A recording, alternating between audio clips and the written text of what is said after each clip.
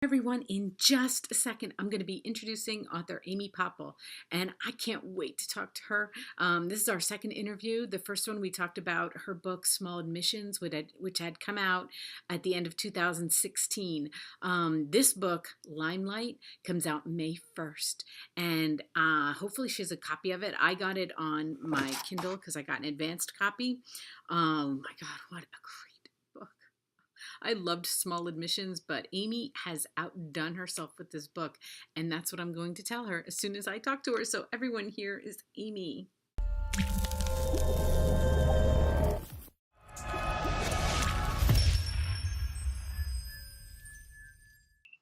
Hi, everyone. I am so excited today because I get to speak to Amy Poeppel again. And this is because she has a new book coming out. And the last time we talked to her, I asked her about this book, and I can't believe it's already time. When I saw it, I was like, I can't believe it's already coming out. It's crazy. But she's got a copy of the book she's going to hold up, and it is called Limelight. And I am in love with this cover. Amy, you have to love this cover. I love it. I love it. Oh my And God. I love the spine. I thank you for showing me the spine, because I always tell the authors, they're like, why? I'm like, because don't you see on Instagram, everybody shows the spine? Yes. Like, it's a thing. No, to me, the spine, it really matters. I think it matters so much. And also, you can tell, I'm a real bookshelf person. Yes. They kind of go on and on. Oh my gosh, it goes on forever. Yeah. And to me, the spine is everything, because that's what I'm looking at. And I also like it. It's a good cousin to my first book. It really is. And I had just given away her book on Instagram, or else I'd have it. And I was thinking, why didn't I just wait? But I gave it away because I saw that was coming out. And then all these 100 people, at least, my daughter was like, oh my God, how am I going to pick? There are so many people that want this book. So what I'm happy about is that the build up to this book then has everybody going to the first book. Right. And that is just awesome for you guys. It's so great. I remember an author telling me that recently, that when her third book came out, she suddenly got this boost in sales from her first book, which really hadn't sold as well. And I loved hearing that, because I happen to love her first book. So it is nice that books sort of help the earlier ones along a little bit. Absolutely. Well, I do that. I know that I do that. If I see a new book, I'll go back and read the other ones before it comes out. And that's what's so great about the advertising, like social media, because that build up, it gives everybody time to go do that. Right. So that's kind of how I promoted it, Small Admissions, anyway, because I love that book. But okay, you have just outdone yourself with this book. Okay? I love this book so much. I didn't want it to end at all. Oh my gosh. It was it's like the perfect book for me, because I'm a mom, because I'm a wife. I was a wife. I'm not a wife now, but I've been a wife. And everything about it, I so related, and I loved her, and I didn't want to give her up. I didn't want I'm so happy to hear it. I am so immersed in the world of parenting older kids right now. Yes. So it is just the topic for me. Yes. When they're this grown up, how do you parent them? And so I sort of took it a step farther with this book to think about, how do you parent an older child if they're not even your child? If you don't even have, my kids can't fire me. Right. I cannot be fired. And the idea of sort of trying to parent someone who could actually just, if they don't like what you're saying, they could actually just say, see you later. To me, that was just a really interesting. This book was wish fulfillment for me in a lot of different ways. Oh yeah, for sure. I can see how it would be a total to even write it would be I want to go back to that world. You're living your life, and you're like, you know what? Everybody just go away. I'm going to go back into this world, because this is so much fun. And I had laugh out loud moments. Okay, when she was, and you don't even have daughters, which is hard to believe, because the way you wrote how she mothered her daughters. I have nieces. Okay. I have lovely, lovely nieces, and I'm really close with my sister, so we talk a lot. And I also, I'm a mom of boys, so it's always something that I'm thinking about, of what would it be like to have daughters. So that was one of my sort of trying to think things through to the furthest conclusion. Oh my goodness, because when my oldest daughter, my oldest daughter prepared me for my youngest daughter, so that was always a good thing. But when she had the breakup with her boyfriend. That's not too much of a spoiler. Yeah, that's fine. That's fine. She breaks up with her boyfriend. And, oh my gosh, I'd already been through The Boys. But what the weird thing is, and you have boys, so you can tell me this, is that the boys were sad at Sad. breakups. Sad. But Yes. she was sad in the book, but my daughter it went between being sad and pissed off. It was this sad pissed offness that just Right. and she's going to be watching this because she does my social media, but she'll know exactly what I'm talking about. They're now in their 20s, they're past that, but I had the way she dealt with her, and I love the line that Charlotte gives when they break up, and she was like, "Can you just keep everybody away from me?" Like, right.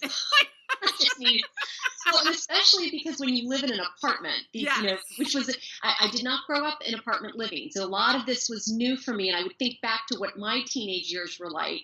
And then you think about how do you handle a breakup or even just a disappointment of whatever kind when you're really much more confined and on top of each other. You really have to sort of demand your personal space. Teenagers in the suburbs can just jump in a car and drive away or, and here, are you going to let your kid go out and get on the subway? What if it's 1 a.m? Like, what if it's, so all you can do is kind of try to partition your kids away. And the other thing I think is interesting is that when our kids are young, especially our class of moms, by class, I mean our age of moms, when our kids were, all the women I know who were raising kids at the same time, when our kids were young, we did everything we could to manage their disappointments. Yes. Probably went too far. I really think that for the most part, we went too far. Absolutely. So if a friend isn't nice to your child, we sort of twisted, well, what's wrong with your friend that they don't like you? Like, I feel like I did this too much as a mom. Yeah. Then your kids get older and they have disappointments that you have no control over. There's nothing you can do, whether it's breakups or friend issues or college admissions or any of that stuff. And the frustration and helplessness that you feel as a mom when what can you do? Right. Like, what can you do? What I wanted to say back to her was like, do you really think anybody wants to be around you? Like when my daughters would say, my oldest daughter especially, like, everybody leave me alone. I'm thinking, nobody wants to be with you. Okay. Right. You leave us alone. Right. Like, please, I'm going to my room. Please go to your room so that we can have a nice dinner. That would be really awesome. And I remember it was not a very fun situation, but my daughter was being, she was at the height of 17-ish, I want to say. Yeah. And I was talking to my sister-in-law and I was like, oh, she's being such a bitch today. And she heard me. Oh. Oh my God, what I had to go through, like, I can't believe you would call me. Oh my gosh. And when you're talking to your girlfriend, somebody, when you're talking about your kids, you can let loose a little. I didn't know. Well, because they know. Right. You, and they know you adore your children. Of course. So it's a safe place to vent. Yeah, but when your kids overhear stuff like that, that's awkward. It was a bad mom moment. Anyway. I just kept thinking about that with Allison because she kept trying, so much, and we have bad mom moments, and there's nothing we can do about them. There really isn't. It's that end of night guilt and shame. Yes. Of, wish I could take this back. I wish I could take this back. And you can't, but no. What are you going to do? You just have to let it go. Let it go, try your hardest, and just be there. And I think that's one of the things I wanted to do was when Carter's so used to just firing people and just sending them on their way. And at one point, when this big famous pop star sort of tries to kick her out, she just ignores him. And it's like, okay, anyway, let's solve the problem. What are you upset about? Because that's what we would do if our own kids did that, like lashed out at us. Like, it's like, okay, get over your little fit that you're throwing now. What's the problem? What are we going to do about it? So I wanted to have him see what it feels like to have somebody who sticks around.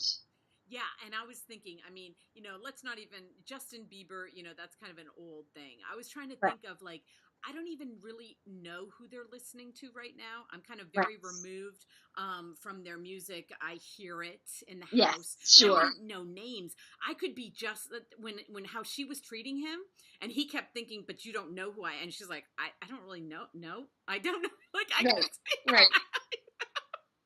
They're so used to having all these teenage fans who just are screaming at, and I loved how you wrote it because it was like she was like, okay, what do you do? Oh, you Yeah. sing? Where are your parents? Like, I was like, no, of it course we was. could. So that could so be us. We'd walk right past them on the street, have no idea who they I are. am not with it like that. Like, I honestly could sit down and have a whole conversation with somebody and later be like, "Oh my gosh, that was," you know.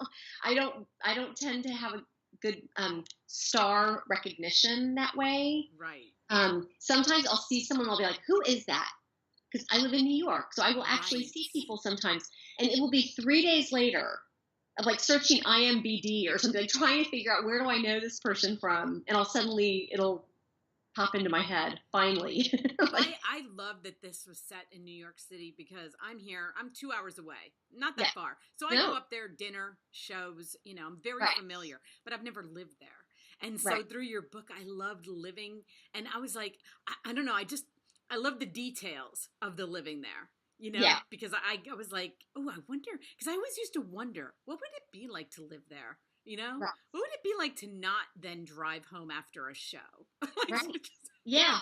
And I'm not a New Yorker. I've lived here for about 10 years now, but this is so new for me. So I still see things here in a very kind of fresh way.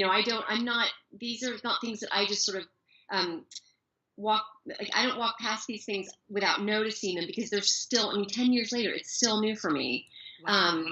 Because I think unless you're born and raised here, New York sort of surprises you all the time. I'm not Right. a native. I can tell people know I'm not a native because, Oh, right. I still think the subway system here is the best thing of all time, and people are just complaining like crazy because there are problems, like it slows down stuff. But I'm like, are you kidding me? Like, I can get on at Bleecker Street and be at 96 in like with no traffic in like 40 minutes. Like it's to me this is incredibly impressive. So I'm a huge fan of a lot of things in New York that other people maybe aren't such a big fan of.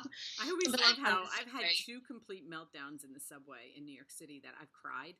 That I stand there crying at my ticket, like I don't know where, and people help you. They really Well, do. They yeah, don't. It isn't like they're mean because they see me crying and they are ask me why I'm crying. It's amazing. If you absolutely. cry in the subway, somebody will ask you why you're crying as you're I looking at your. know. I fell in the subway one time. It was wet and my shoe just kind of went and I Ugh. just fell on the just on the platform. Like a crowd of people came to help me up. It made me feel like I was 150 years old because so many people were like, "Can we help you? Are you okay? Are you?" I was like, "Look, I'm fine. It was clumsy, but I'm totally fine." But they're so nice. I know. People are really nice. Yeah, I was thinking it would be the opposite, but it's not at No, all. no.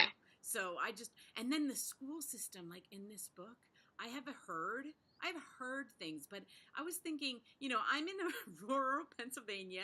The school districts are very, you go here, you go here, you go Yeah, here. Okay. yeah. No, yeah. It's sort of just a step by step. But my kids spent a lot. We were in Maryland for about 10 years, Hmm. and it was the elementary school, and the middle school, and the high school, and that was it, and you were done. There was nothing to Nothing think to think through. about. It is so crazy here because even to apply to public high school here, I don't there's even like get that. it doesn't. I don't get it. There's like 4 different paths you can take, and one involves one type of test, and one involves a different type of test, and one involves like a regular application, and some of them involve like special things like a portfolio that you have to turn in. It's the moms that I talk to who go through this process, it's so complicated. But So it's I had to, public. and on the school, like I had to be just because of small admissions. I couldn't Right. ignore the school issue. Plus, if Right. you're moving to New York with a family and 3 kids, I mean, that was one of the biggest crises that we had to deal with when we got here. If Um, it's public, why isn't it a sectioned off, like if you live here and if you live here? I don't get that. I'm like, it's public school, right? Like why? I kept on thing. thinking she's talking about public, right? This isn't private. I mean, because then if you go private, that's a whole other Yeah. that's No, but the elementary schools are the one step that I found you just kind of can step into. oh, okay. Once you get to middle school, all bets are off. It's competitive, it's difficult. If your kid has missed a lot of school in, like, let's say in 7th grade, and then in 8th grade they go to apply to public school, that's going to hurt them. They're going to look at how many days of school they missed, And if it's more than, it's a low number. I don't remember what it is, but you have to give an explanation for why your child Interesting. missed like And 10. I'm a homeschooling mom too, right? For the most part, I homeschool. It's what you, I'm a homeschooling yeah, mom, right? yeah, So yeah, that's where I would go. Like they'd start telling me all that. I'm like, I'm homeschooling them. right. I I'm can't do the done. paperwork.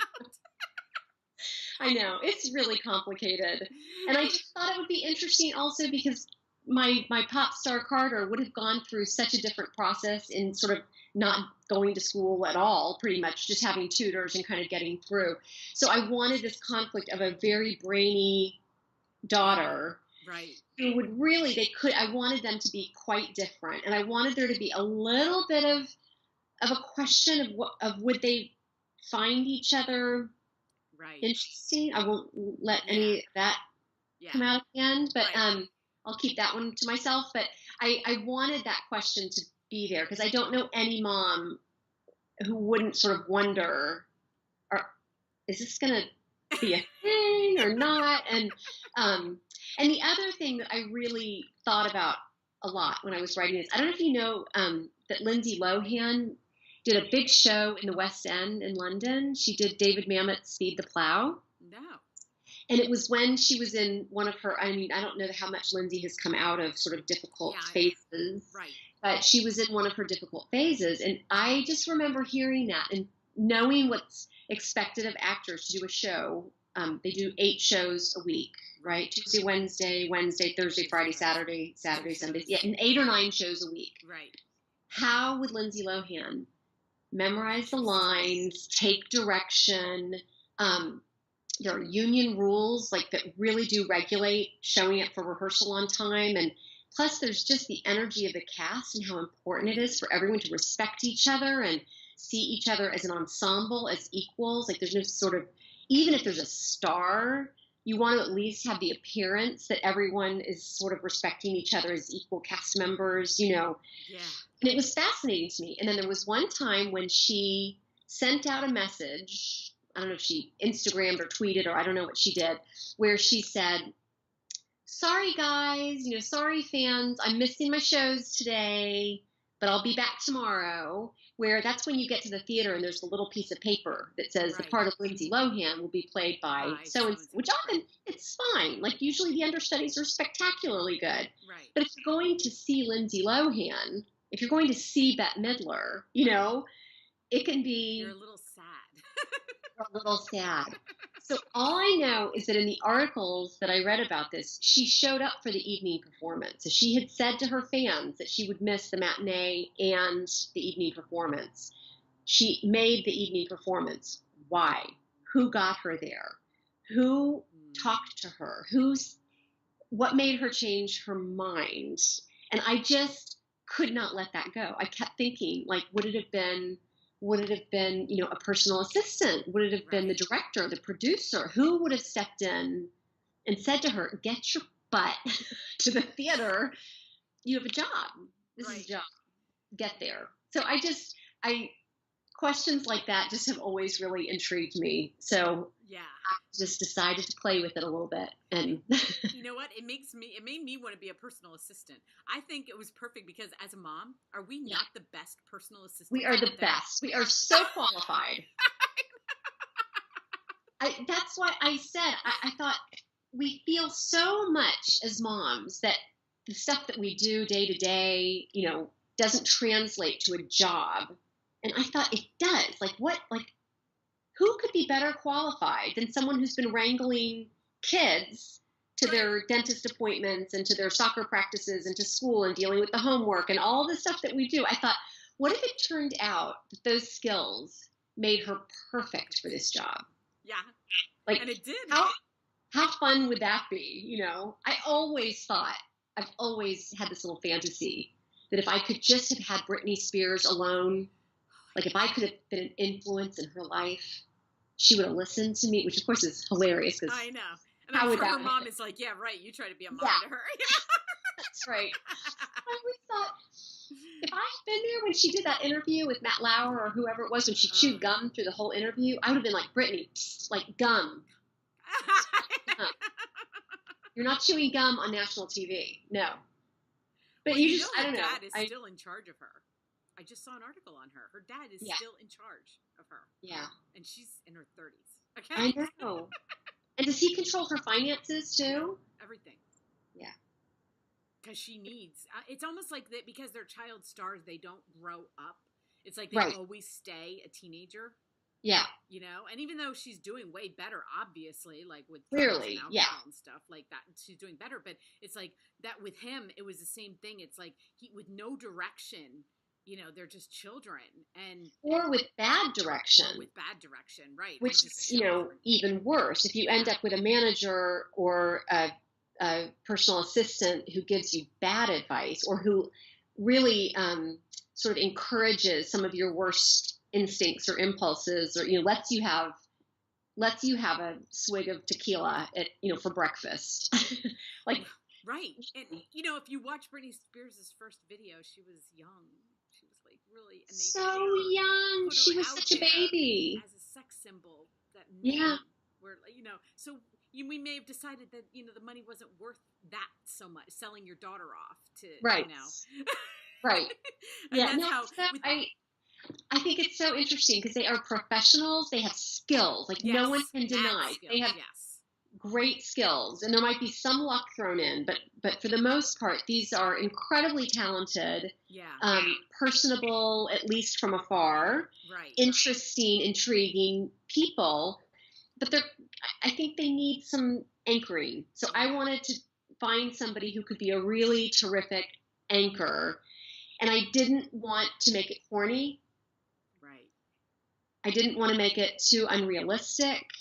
That was something that, I thought about a lot, how far to go with this relationship between what a friend of mine said. It's like an absolute odd couple of this mom and this teenage celebrity. Like, what an odd couple.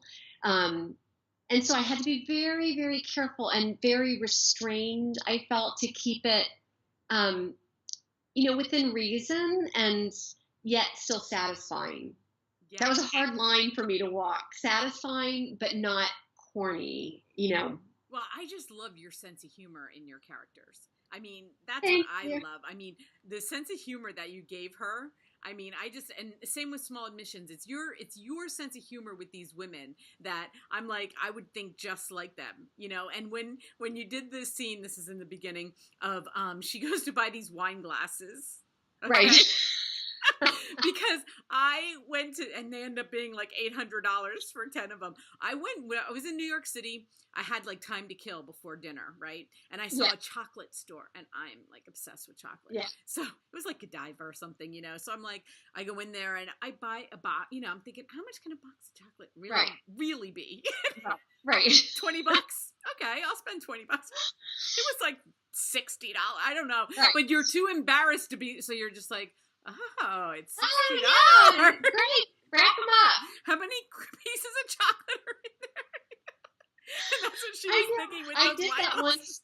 I was traveling once, and I bought a handbag that I thought was such a good deal because I just didn't quite get it, and I thought maybe the bag was a fake, which was why it was so inexpensive. Right. And I was like, it's such a good fake. It's a beautiful bag. I'm gonna buy this bag. And as she's ringing me up, I realized I did the currency exchange wrong by like a decimal point. So this bag that I was thinking was like $52 was like $520 or something. Like, I could not afford it, but I was way too embarrassed to be like, oops, never mind, So I definitely like to draw on my own experiences where I'm very capable of making fun of myself. I think that's how I get through the day, is being able to see the humor in the crazy things that happen on any given day. And I seem to keep track of them.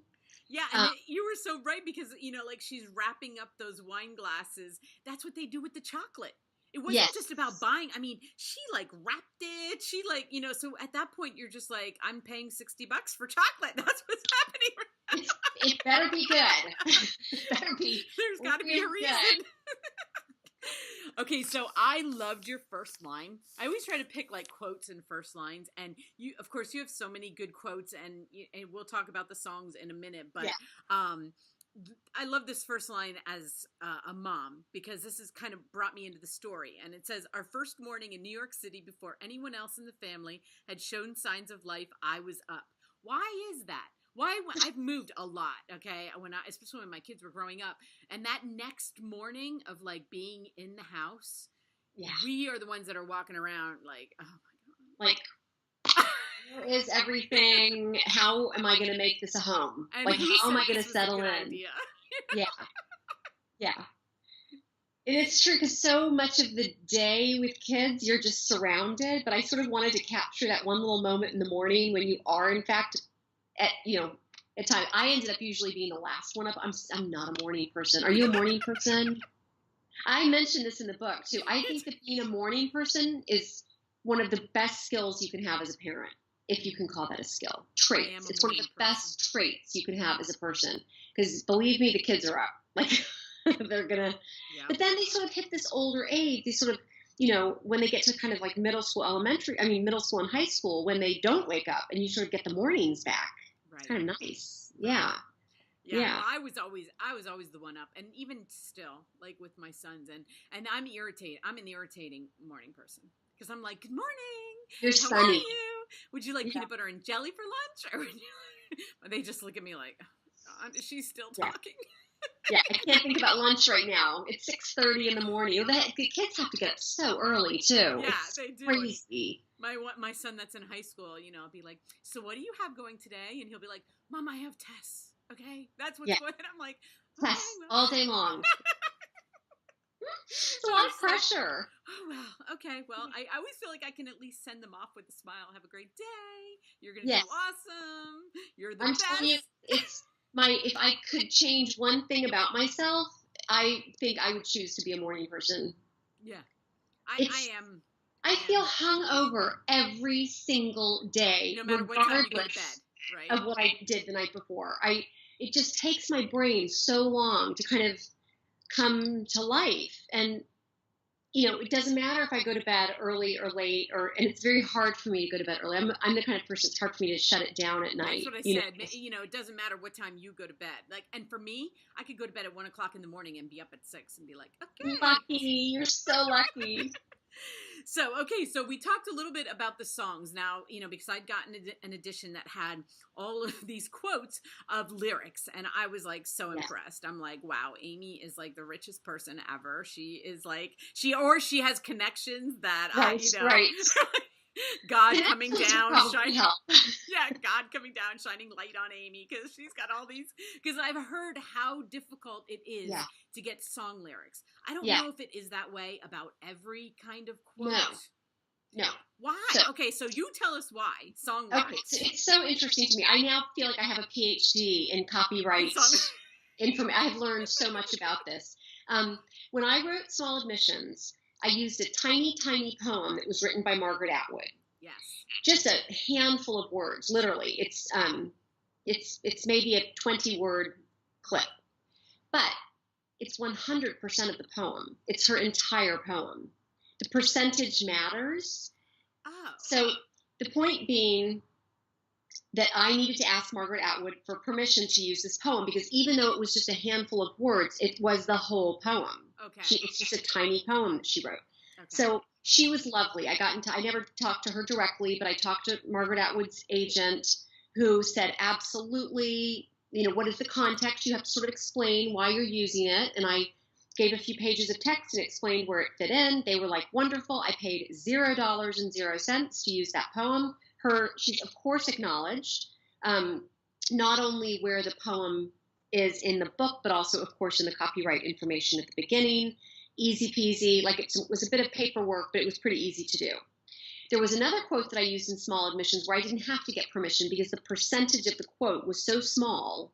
It was a tiny quote from this huge speech. Okay. So because the speech was so big and I was just using a little bit, that as long as I attributed the speaker, of course, this is not about plagiarism. This is always with the assumption of full attribution.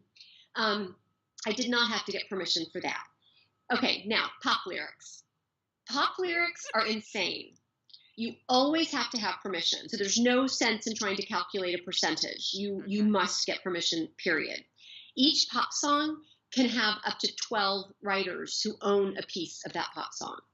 Each Ah. pop song can have 2 or 3 different companies that manage the copyright of the song.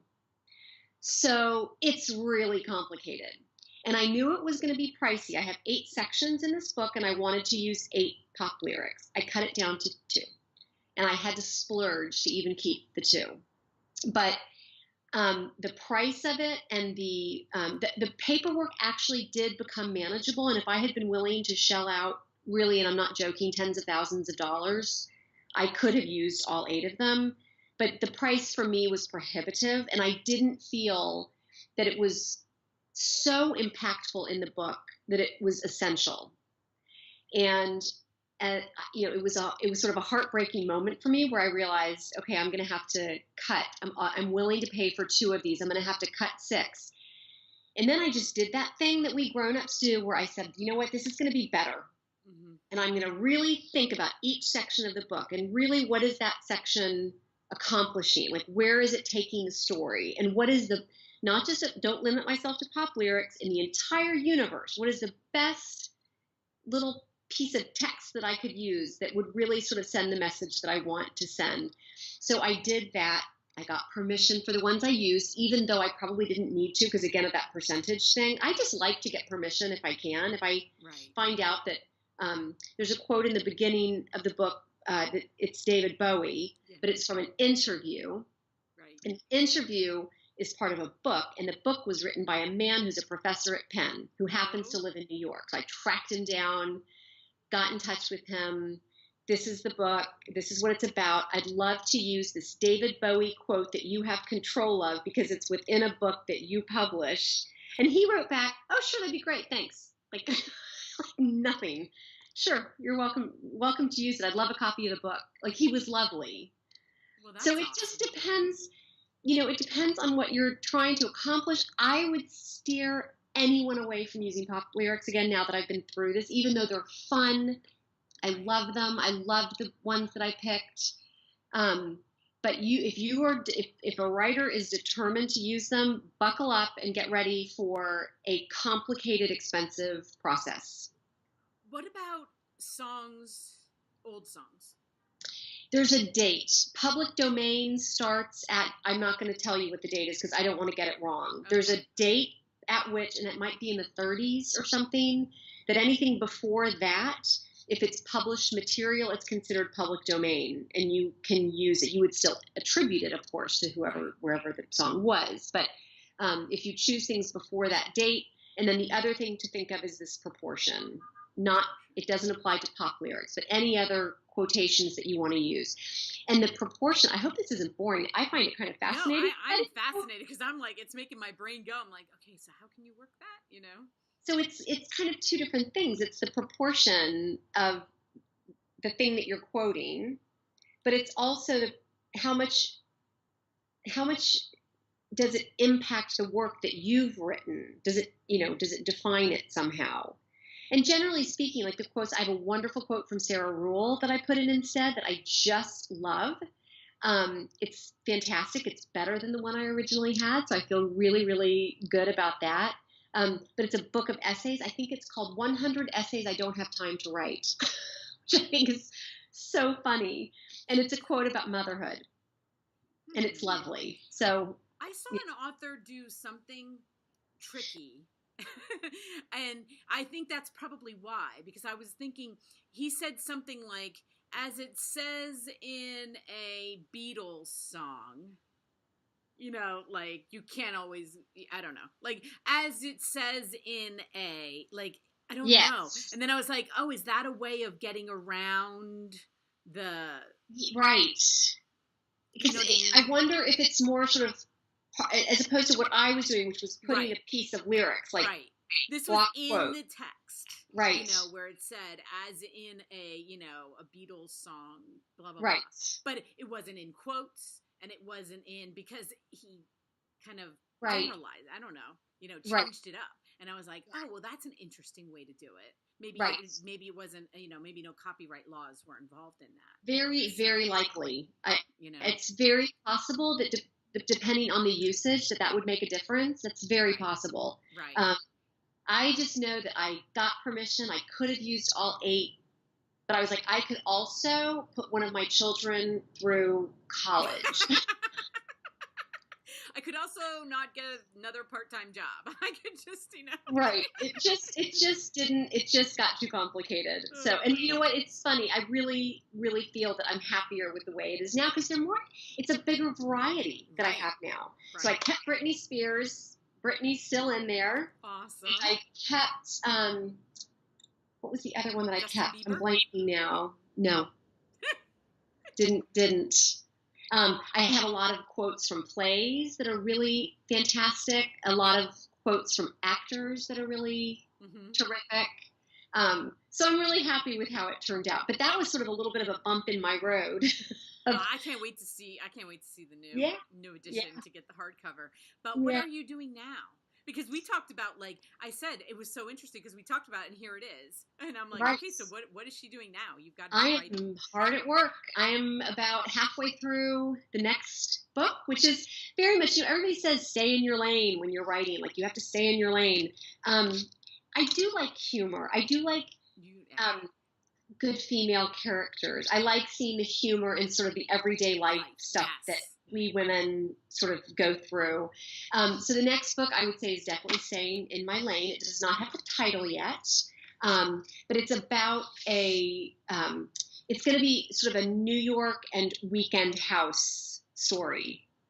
And it's going to be about a couple who are not a couple. They are colleagues. They've known each other since college, and they are best of friends, but they are not romantically involved because I just liked the idea of exploring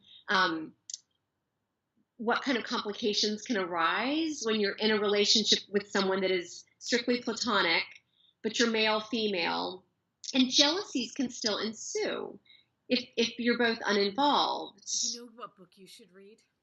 Yeah. Marsha Butler's memoir. The Butler's memoir. I'm going to write this. Marsha Butler. Do you ever hear of her? Oh, of course. You got to read her memoir.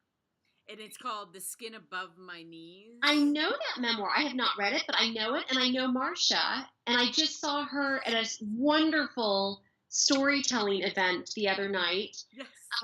She told a story that had me in tears. She's a lovely person. I adore her. I interviewed her when that book came out, and she has a male companion. And that's what the book, it's a book of essays. She did it. It's a book of essays. Yeah. And I think you'd find it interesting because it's kind of what you're talking, she talks about how, he's her best friend, and, there's just, it's very cool.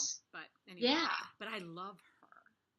I love her. She's so lovely. And the story that she told was so touching. I'm not going to say what it was about because it was such a beautiful personal story. Maybe she'll write it up sometime in an essay or something. It was extraordinary, but she is truly lovely. And she has a novel coming out. She does. I saw that. I'm so excited. I know, me too. I'm really excited. And she's just like, she stays in touch. She's not like somebody that, I don't know, she's so popular. She's like all over the place. But if I email her, she like emails me right back, Like, yeah. She's just like, no, like, she's a new friend. I absolutely adore her. And I'm so honored that I got to hear her tell this story the other night because it was beautiful and beautifully written. And she's really, and we're about to end this, but I just have to tell you, she on Instagram, she's always out, okay, at these beautiful places, and she takes pictures all over New York City, and you're just like, that's in New York City. Like the way she takes the pictures of different views down streets and every event she attends, I love living through her, pictures of New York City. No, she's so great. And the other sort of theme I'm going to explore, which is something that you and I have chatted about quite a bit, is the idea of empty nest. Yes.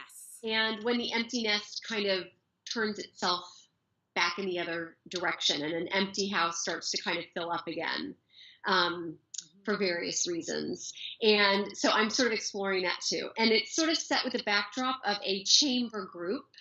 So they're musicians. So I'm not going so completely, in a different direction, although this is very much pop. And in the new one, it's much more, classical.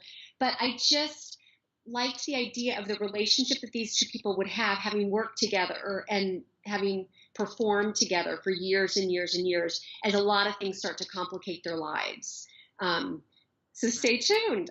My draft is due really soon, so I am buckling down and really getting to it. And it's so much fun to write, and I'm just enjoying it. It got a little too serious for a while, and I had to remind myself what I love most and what I think I can do is see the humor. Never lose, like, don't lose sight of the humor. I wish I could write as earnestly as some people do. It's not, I'm not, I'm not earnest enough in tone. Right. Well, I love the way you write. I mean, like I said, I love the laugh out loud moments, and I read enough serious stuff with all these thrillers going around, and Right. like I love when I can find a women's, they call it women's fiction, Yeah. where you can just like kind of just read it at night and have a nice lap, and I don't know. No stress. Yeah, there is A good story, high stakes, but not the kind that penetrate and make you need to take a Xanax. Like, that's what I'm going for. Yeah, my daughter who watches these videos, she's like, "Mom, I'm getting nightmares. Start reading other books. You're reading thrillers all the time." There's so many good thrillers, though, and I so admire them. They're so hard to construct well, and I love a good thriller. I love them. Me too. That's what I like. I like mixing it up, and everybody does. So, Absolutely. show everybody the cover again. I want to see the cover again, because the colors just pop. I think the fact that they came up with a red carpet was so clever. Oh my gosh. I just think they did such a good job. And you know what? I didn't notice it, like, because I'm so busy focusing on the limelight, and then the red, you kind of come down. I was like, oh, it's a red carpet. Oh, like I didn't notice the red at first because the limelight. I love it because the other book had a gate, and this is a gate of a different kind. I think it's great. I think they did such a beautiful job. I love it when a cover really captures not just some theme of the book, but the tone. And this is whimsical. And they kept the font the same. Like, you can tell it's one of your books. And even though the coloring's different, it doesn't matter. It's the font. It looks like one of your books, and I love that. So, they just did a great job. I'm delighted, absolutely delighted. Well, when everybody's watching this, it's going to be on the date that this book comes out. So I will have all of Amy's links listed below, and you will be able to get it on Amazon today. You can just hit send. You just only have to hit one button now on Amazon. It is the best thing ever. Could not make it easier. They could not make it easier. And I should tell you that small admissions, I didn't check today, but it's been like $1.99 for the ebook. I love it when they give readers a chance to download a book now, and you can get to it when you get to it. Right. But I've actually started sort of seeking out those writers that I know, writers that I love. Yeah. I'm starting to kind of look for those because my to be read pile is massive. Right. But I do love it if there's a stretch and you're like, oh, I downloaded that one already. Exactly. I can read it. And those $1.99 sales, my gosh, that's something to take advantage of. Yeah, and as readers, like, I used to get like anxiety if I didn't have a book around. Like, right. Oh my God, I have to go to bed tonight and I don't have a book. What am I going to do? Now it's so easy. You just go on your Kindle, like you said, back them up or on a plane ride or, whatever. And it's a lifesaver. So, do you have a favorite book that you could recommend right now? Anything that you've just loved? Okay. This is a brand new author. I love promoting brand new first book authors. Yeah. I stood up and gave this guy a standing ovation last week because I didn't know of a better way, because I felt like he deserved it. And I just got it in the mail today. Ginny Moon. I'm so excited. It's fiction? It is fiction. It is about a foster child who's autistic. Write it down. Benjamin Ludwig, is that what it says? Yeah, and it's written in the first person of an autistic child. And when I first got it, I was like, when I talked to him, I was thinking to myself, what did I get into? Because what if, I have children, we're moms. I mean, I didn't know. Right. Oh my gosh. I'm telling everybody I'm like, because I don't even know if it's on a list. I'm not even sure, but it's brand new. And, that is not a cover I've seen. And I'm very attuned to covers. I Right, haven't but I seen it. found him somehow, and he does not do this full time. He does not write full time. He has another Yeah. gig, of course. Yeah. And he was just like, "Oh my gosh, you loved it." I'm like, "What? What are you doing right now? Like, why aren't you? Are you writing? 'Cause you need to be Amazing. writing." Amazing. So yeah, that's awesome. Yeah, writers always promote writers. Remember that. Oh, I did not. I loved this book. It's so quirky. It's so interesting. That's on my list. Like, you know, I recommend. I really liked this book. It's weird. It's lovely. I've it's read so many great things about it. Yeah, Wow, I yeah, loved it. thank I just you. finished that one. Totally Thank enjoyed you. it. Yay. Well, Yay. thank you so much. I love talking to you. I can't wait till your next book because then we can talk again. And Absolutely. good luck with Definitely. the release and everything. I can't wait for its release birthday. It'll be so much fun. And I wish you all the luck. But everybody just go get this book. You're going to love it. So thank you, Thank Amy. you. Have a great Michelle, day. you're the best. Bye. Bye.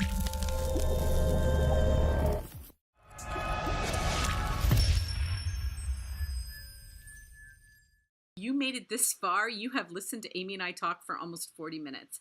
And I could talk to her forever. And before we did the interview, we talked for like 25 minutes. I love her so, so much. And you've already seen the cover. I have it on my Kindle. So anyway, today's the day you get to go get it. How exciting is that? And everybody, you will love this book. You will love this book. She is such a great writer. So I will have all of her links listed below. Thank you guys. And thank you if you made it this far. Then you just like listening to us talk. So anyway, everyone, bye. Thanks.